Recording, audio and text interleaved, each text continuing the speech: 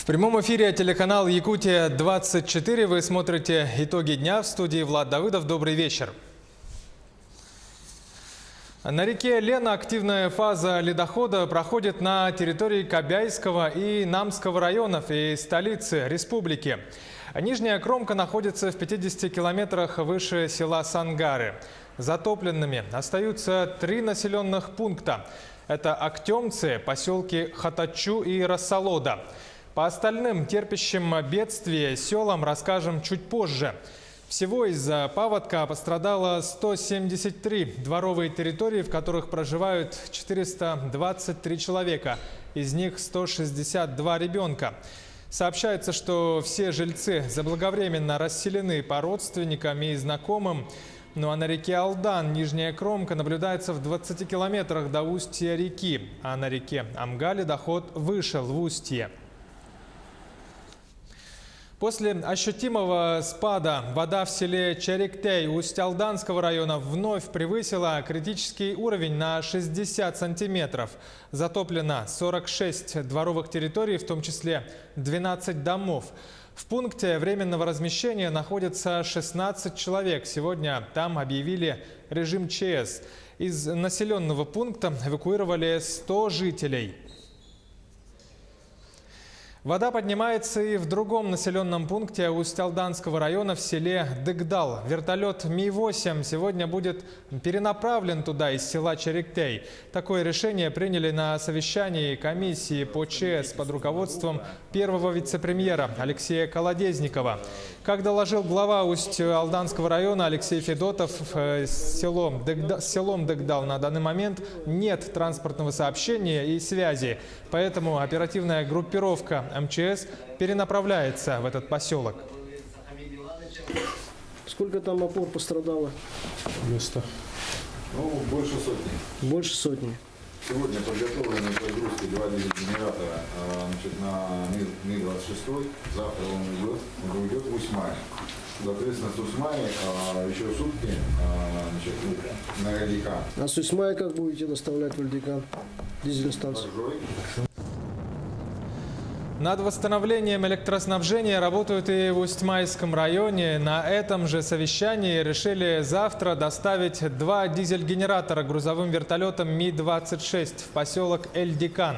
Там во время паводка пострадало 130 опор линий электропередачи. Сегодня в поселок также доставили дизель и подключили пекарню.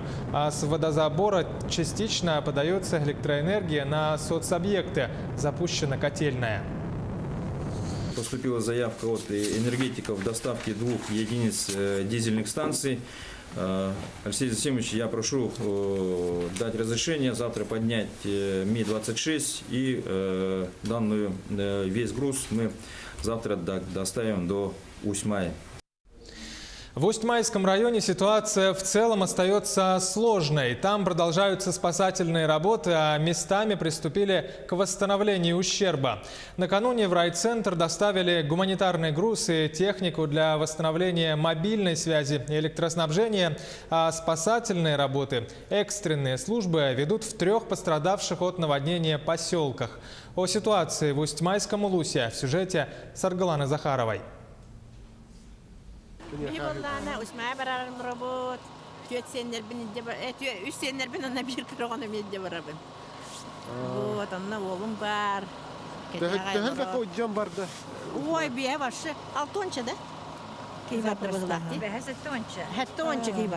Жители села Кюбцы ждут очередной спасательный рейс до Усть-Мая. В эвакопункте разместились более 150 человек. Живут в полевых условиях. Несмотря на чрезвычайную ситуацию, сохраняют оптимизм. Все, чьи дома ушли под воду, уже в безопасности. Я же говорю, если мы будем расстраиваться, значит ничего не получится. Поселок у нас дружно, все помогаем друг другу, все поддерживаем. Так что надеемся на лучшее. А тем временем с людьми, которые остались в своих домах, работают сотрудники службы спасения. Ведут профилактические беседы, рассказывают о правилах поведения в экстренных ситуациях. Продолжают спасать скот и вывозить их на возвышенность.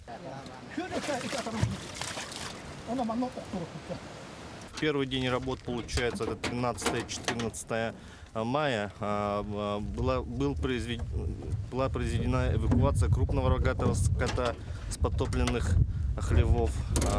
И получается, население с подтопленных домов оказывалось обеспечение безопасности. В первую очередь это, конечно, больные, старики и дети, получается. На территории эвакопункта работает медицина катастроф. Развернули больничный комплекс с госпиталем на 5 коек. В составе бригады один хирург, врач-хирург, один врач-инфекционист и один врач-анестезиолог-реаниматолог. В эти дни в поселке доставляют гуманитарную помощь. Из Якутска накануне вылетел вертолет Ми-26 с 15 тоннами груза. Это продукты питания, медикаменты, а также техника для восстановления электроснабжения и мобильной связи.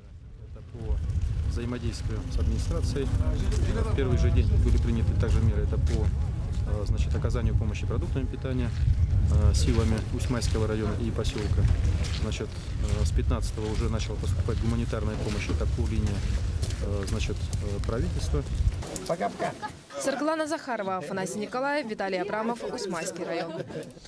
Ну а руководители поселков Усть-Майского района могут ответить перед законом. Следственный комитет возбудил уголовные дела сразу на несколько глав поселков Усть-Майского улуса.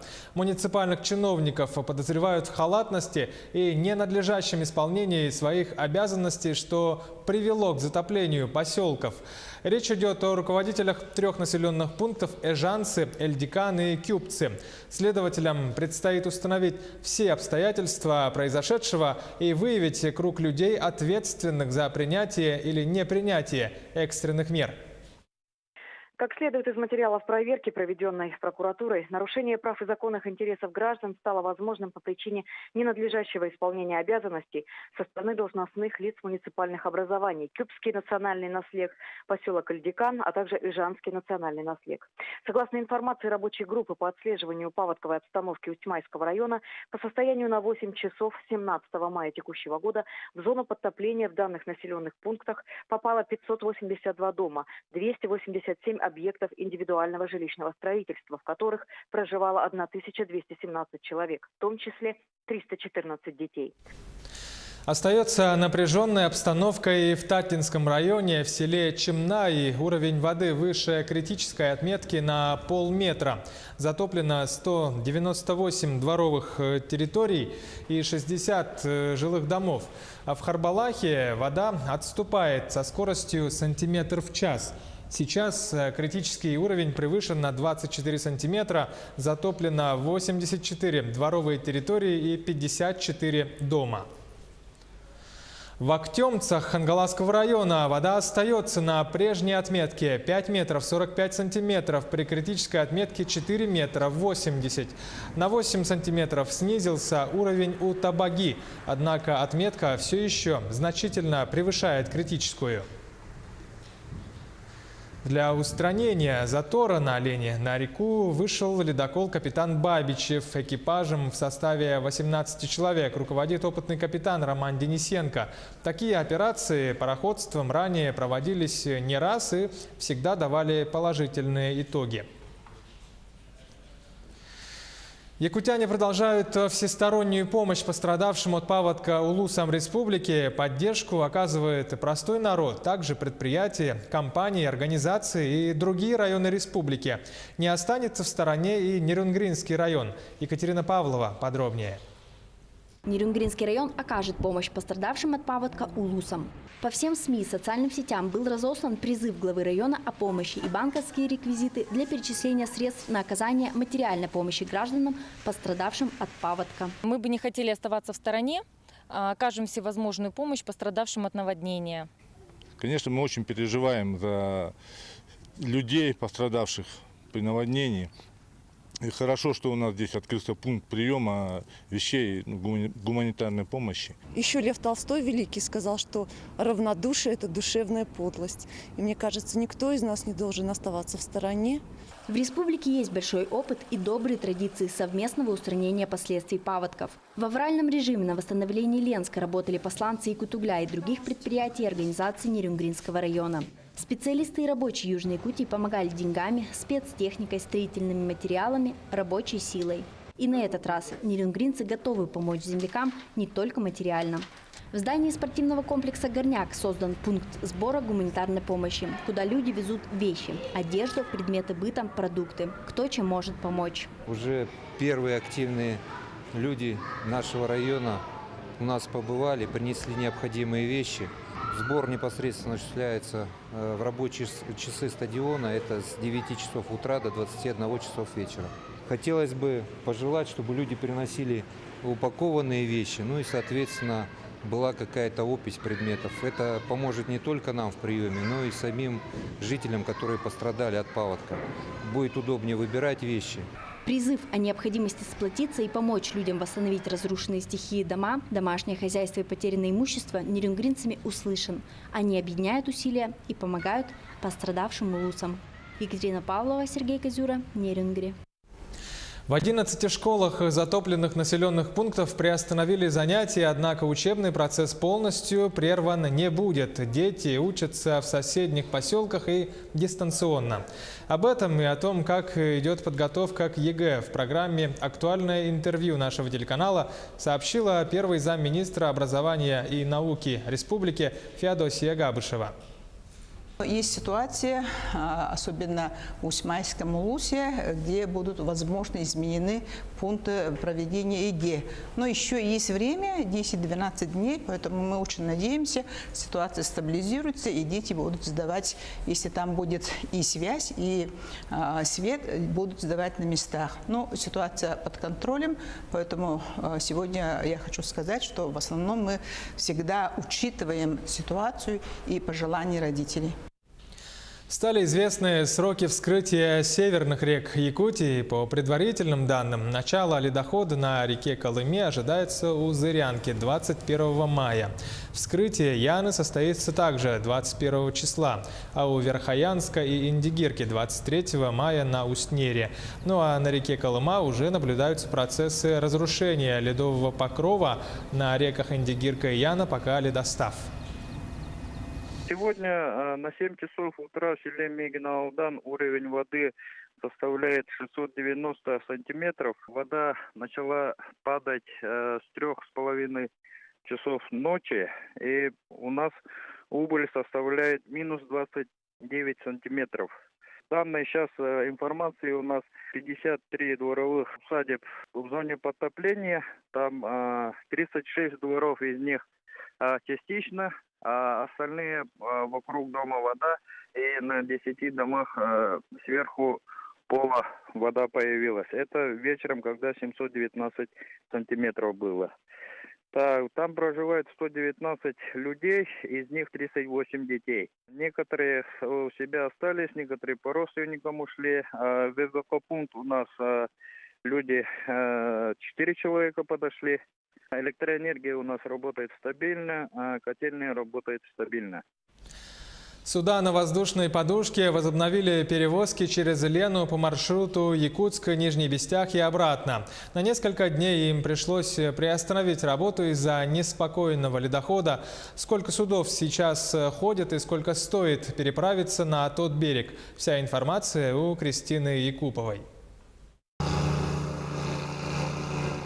Перевозки по маршруту Якутск-Нижний Бестях прекратили на 3 дня. Интенсивный ледоход мешал проехать судам на воздушной подушке. Перевозчики удивлены. За 15 лет подобная ситуация происходит лишь во 2-й раз. Заторы большие были, ледоход густой шел. И вот это аэроботы у нас ходили помаленьку, но потом уже невозможно было ходить, остановились последний день. Но сегодня нашли лазейку и пошла бригада работать. На сегодняшний день для перевозки пассажиров задействовано 20 судов. Тариф на перевозку составляет 2000 рублей. Далее цена будет снижаться. Тариф в это время нормально. В вертолете же 3000, значит, по реке идет. Очень опасно ездить. Я удивляюсь, как они будут ехать в такую погоду.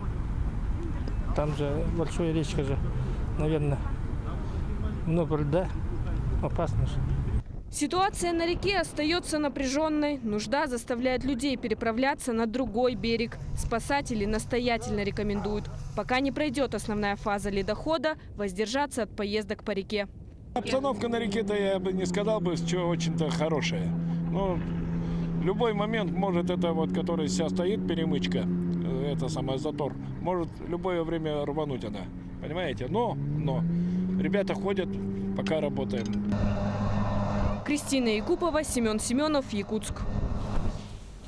К другим темам в Ленске продолжают отстаивать сохранность местной экологии. Напомню, что речь идет о возможном строительстве в районе канализационной сети компании «Газпром Трансгаз Томск». Общественность против. Ленчане боятся того, что со стартом работы этого объекта неизбежно будут сбросы сточных вод в реку Мухтуйка.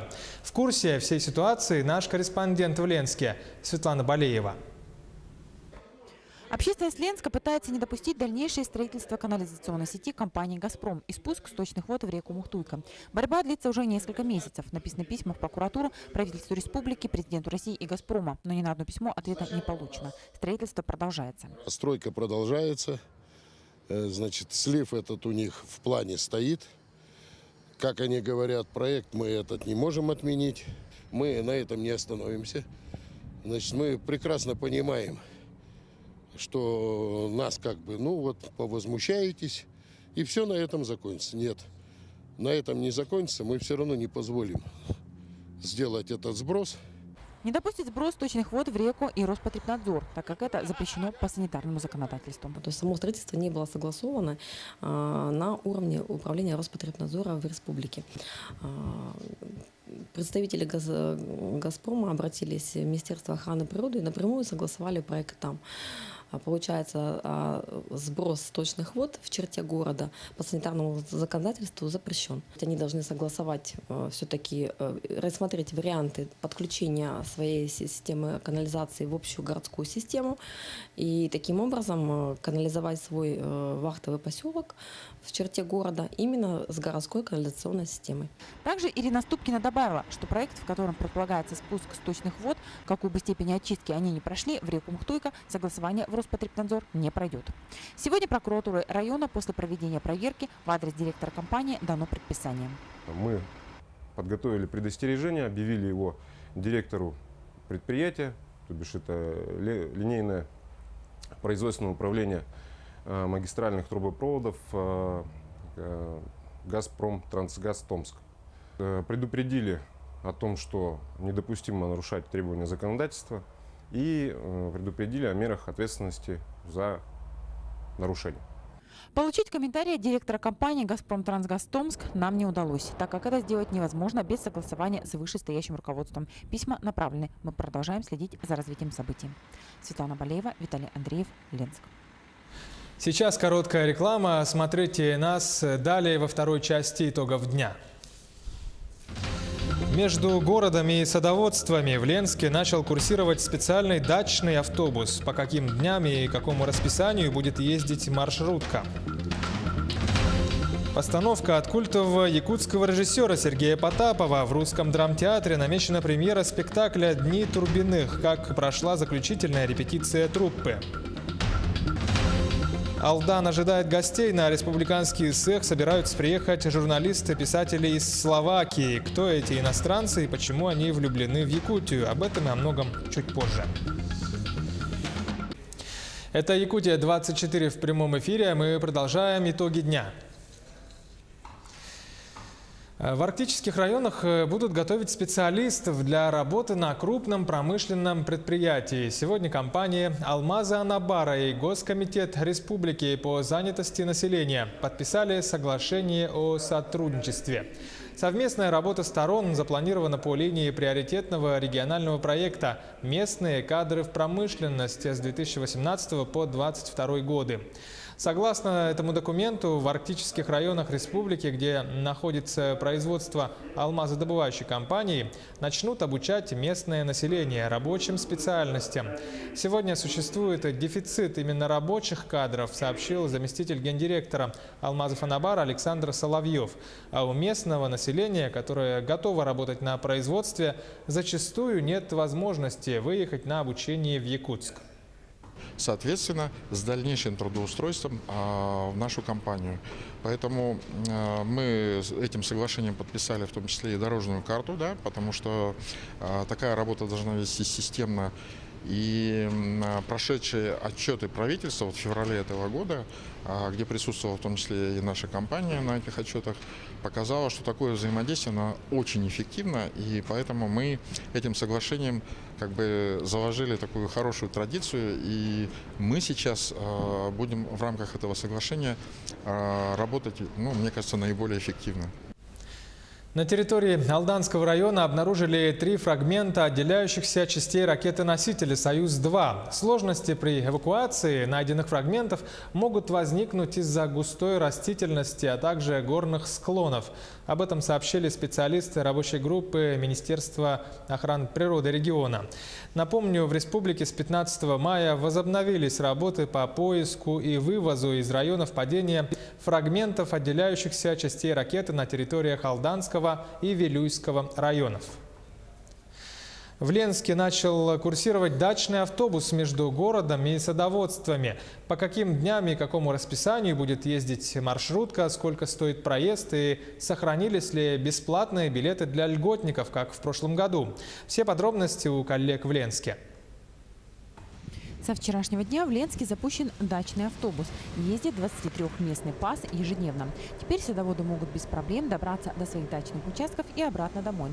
Притом для удобства дачников автобус будет ходить 3 раза в день в будни и 4 раза в выходные. Отходит автобус от остановки автостанции и доезжает до конечной Сосновой. Время в пути в одну сторону около 50 минут. В прошлом году 102-й маршрут МКУ «Гранит» был запущен в тестовом режиме и стал очень востребован дачниками. Маршрут ходит по той же схеме, что и в прошлом году. Чапаева, Первомайская выходит на Победу и идет на даче. Также он там на дачах с заездом в карьер, как в прошлом году. Остановку конечную мы продлили в прошлом году. Он за дачей АДТ ходит до улицы Сосновой по просьбам дачников. В прошлом году он, естественно, пользовался популярностью, но и в прошлом году автобус был бесплатный. Был пилотный маршрут, проверяли, рассчитывали. В этом году проезд станет бесплатным при предъявлении удостоверения многодетным семьям, ветеранам и пенсионерам. Теперь, признаются садоводы, можно ездить на дачу хоть каждый день. Открылся дачный сезон, и очень хорошо, что пустили маршрут со 2-й, и он для населения это большая выручка. Мы довольны, тем более бесплатно возили, чего недовольны.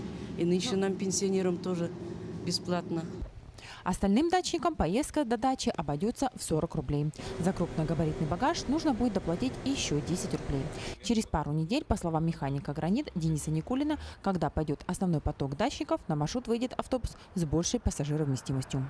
Начинаем мы сейчас дачный маршрут опять, как и в прошлом году, с небольшого автобуса. Это наш служебный автобус администрации. Сейчас немного попозже мы подготовим и запустим удлиненный ПАС. У него увеличенная пассажировместимость. Автобус будет ходить до конца дачного сезона. Светлана Болеева, Виталий Андреев, Ленск. Сегодня поздравления с юбилеем принимает «Золотой голос» якутского телевидения диктор, телеведущий Эдуард Рудых. Ему исполнилось 50 лет. До прихода на телевидение Эдуард работал помощником пекаря и рабочим в совхозе. А на телевидение он пришел в 1991 году. И вот уже 27 лет Рудых упорно трудится в эфире радио и телевидения. Получил бесконечное признание зрителей и слушателей. Эдуард Рудых – отличник культуры и телевидения республики, активный общественник и профсоюзный работник. Пришел еще в советское время в комитет по гостелерадио. Сейчас я шеф-редактор вечерних программ на якутском языке радио. И сегодня мне исполнилось 50 лет. Мой родной коллектив очень искренне и тепло меня поздравил. Я благодарю радиослушателей, телезрителей за вашу любовь и уважение ко мне, за то, что вы цените мой труд. Спасибо. В республиканской больнице номер 2 провели конкурс среди медсестер «Лучший специалист». Событие приурочили к профессиональной дате – Дню медицинской сестры. Участвовали молодые работники, прошедшие первый этап отборочного тура, рассказывает Евгения Андросова. Таланты, блиц-опрос, эссе, самопрезентация. Стандартный набор для конкурсов красоты.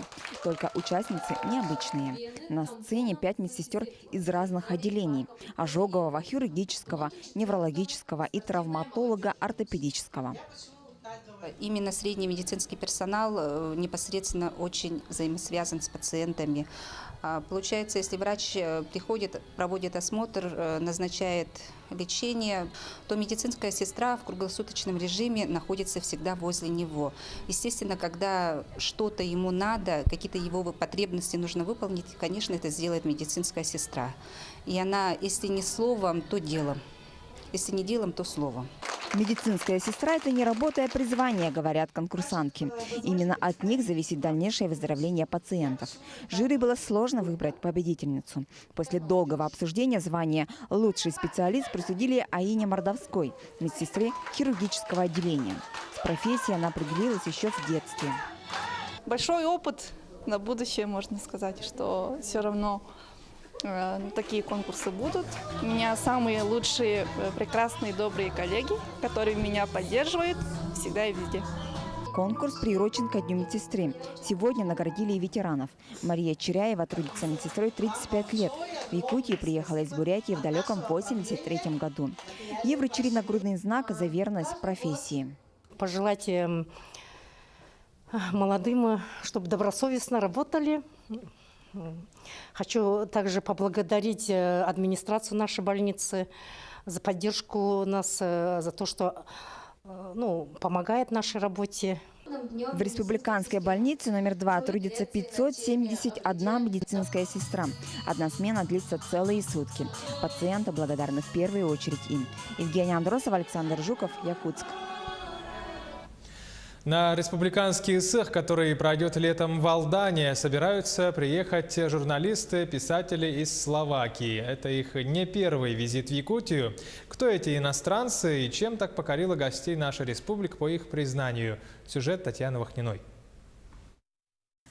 На праздник СЭХ преподавательница политехникума Варвара Стручкова отправится с друзьями. В Алдан приедут журналисты-писатели из Словакии Петер Кубини и Юлиус Дубравус. Впервые Петер побывал в Якутии в 1998 году. В Алдане его и фотографа Алана Гижа принимали настоятели католического храма и Варвара Павловна. Отношения поддерживаются и сегодня. Первый раз, когда приехали, это январь месяц, когда я встречаюсь с ними. Они не могут стоять, настолько все это промерзло, ноги, подошва резиновая, обувь и такой вот шапчоночки и так далее. Да, я говорю, боже мой, кому пришло в голову вас отправлять в Якутию в январе месяце? Да все, говорит, мы со всеми попрощались. Я в Хатыстыре взяла в мастерской теплые вещи полностью, шапка, этот вот охотничье пальто и обувь, конечно, унты. Петер – путешественник-исследователь. Он побывал во всех странах мира. Из-под его пера вышло множество книг и очерков. В России исследователь делал акцент на северные области. Быт и нравы южно-якутского уголка нашли отражение в книге «Миссия. 5 континентов». Она издана на словацком и английском языках. Алдану в художественно-исследовательском труде отведены 20 страниц. Традиции коренных народов и жизнь родовых общин вызвали у Петера живейший интерес. Сейчас он мечтает побывать на национальном празднике. Вот я как-то не ожидала, когда они приезжали, это январь, апрель, да, как-то не ожидала, что они будут так интересоваться нашей культурой. Но это люди, да, так встретил это предложение, что он долго смеялся. Я говорю, так, Петр, ну что, решили? Еду. Чтобы гости из Словакии смогли присоединиться к празднику лета, необходимо решить ряд вопросов. Один из главных связан с отправкой приглашений и проездными расходами. Я сказала сразу, говорю, проживание, питание я сама организую. Ну вот билет на дорогу, конечно, для меня это как-то неподъемный. За помощью и содействием в решении финансово-организационных вопросов Варвара Павловна обратилась к членам оргкомитета по подготовке к празднику ИСАХ и к местной власти. Татьяна Вахнина, Сергей Шипачев, Алдан. В Русском драматическом театре имени Пушкина в столице намечена премьера спектакля «Дни Турбиных». Ставит известный якутский режиссер Сергей Потапов. Сегодня прошла заключительная репетиция. За работой труппы наблюдала Нургуяна Егорова.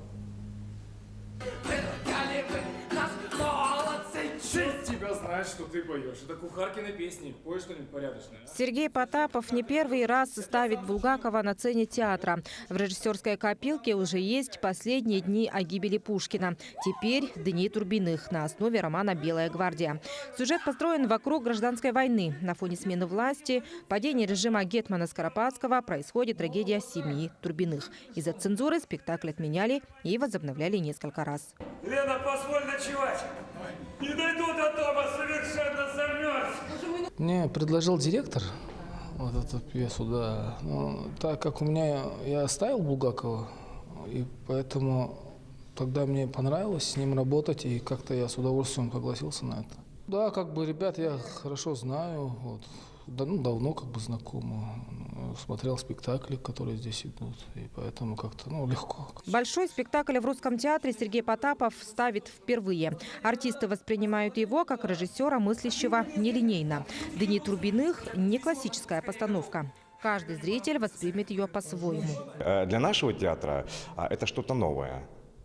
Это действительно что-то новое, потому что есть у Сергея свой характерный почерк, которым он работает, он отличается от всех режиссеров очень сильно. И я думаю, что мы во многом приобрели, общаясь с Сергеем и работая вместе с ним. Хотелось бы, конечно, еще продолжать сотрудничество с Сергеем Станиславовичем. До Нового года режиссер планирует 4 проекта. В том числе он поставит на сцене Сахатеатра шекспировского «Гамлета». Потапов востребован не только в Якутии. За пределами республики Сергей поставил более 20 спектаклей. Его нестандартный почерк известен не только российским зрителям и критикам. Например, в Казахстане было 5 постановок. Журналисты окрестили Сергея одним из самых эпатажных театральных режиссеров. Однако он сам с этим не согласен. Этот ярлык, наверное, мне журналисты повесили. Вот. Я не считаю себя таким эпатажным человеком. Просто иногда я могу сказать что-то, что кто-то промолчит. Вот. Я могу посмотреть на какую-то обычную ситуацию с другого ракурса, да, и как-то это совсем по-другому будут смотреться. Но это просто мой взгляд, мой мир. «Мне дают материал, я работаю, и моя цель – поставить хороший спектакль», – говорит Потапов. Посмотрим, что на этот раз предложит один из востребованных режиссеров современности. Премьера уже завтра. Нургуяна Егорова, Александр Слепцов, Якутск. Таковы итоги дня. Смотрите телеканал «Якутия-24» и будьте в курсе.